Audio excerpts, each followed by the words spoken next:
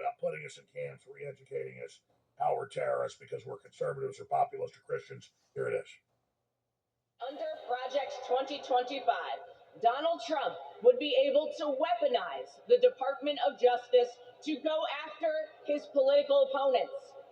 He could even turn the FBI into his own personal police force. That is not how it works in America.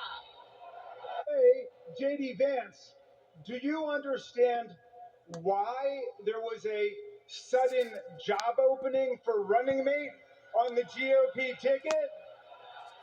They tried to kill your predecessor. I would love everybody who's Republican to get down. When they say, oh, we hate America, no, we don't. We hate you. We love America. We hate you. It's not good to hate anyone. I don't hate anyone. Well, let me ask you a question. If you were an elected official, do you think it might be a good idea to put these Republican Trump supporting QAnon voters in re-education facilities and stuff? Yeah, re-educate them? I have decided we really need camps for adults. And we need the kind of camps that you all run. But I also think some of them are believing the garbage that they are being fed 24/7 on the internet by their constituents, and they've bought into this big lie. And the question is, how are we going to really almost deprogram these people who have signed up for the cult of Trump? And the bottom line is all of America needs programming because we've all been negatively influenced by Donald Trump.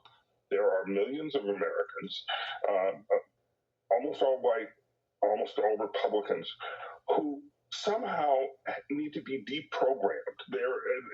It's as if they are members of a cult. We have programs, federal programs, that went towards funding organizations like these that de-radicalize people, and President Trump pulled the plug. One thing that we know is that we have to get that funding right back up, and we probably need to double, triple, quadruple, or increase funding for these de-radicalization programs. And sadly, so many of those extremists, those MAGA extremists, take their marching orders from Donald Trump, who has no credibility left by any measure.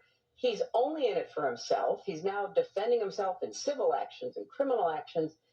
And when do they break with him? Because at some point, maybe there needs to be a formal deprogramming of the cult members. They also believe that their immediate responsibility would be to protect against what they called the counter-revolution. And they felt that this counter-revolution could best be guarded against by creating and establishing re-education centers in the Southwest, where we would take all the people who needed to be re-educated into the new way of thinking and teach them how things were going to be. I asked, well, what is going to happen to those people that we can't re-educate, that are die-hard capitalists? And the reply was that they'd have to be eliminated. And when I pursued this further, they estimated that they would have to eliminate 25 million people in these re-education centers. And when I say eliminate, I mean kill. So I have the solution.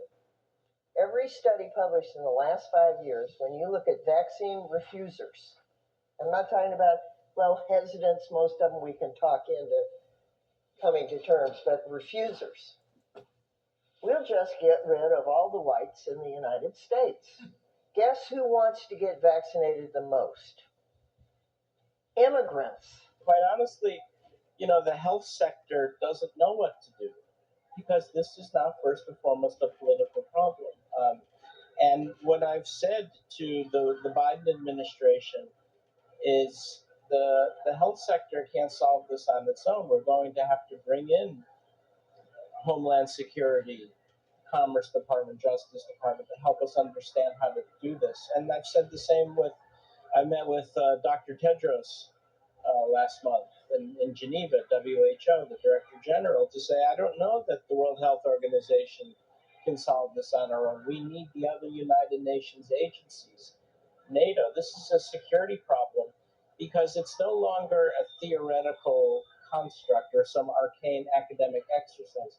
200,000 Americans died because of anti-vaccine aggression, anti-science aggression.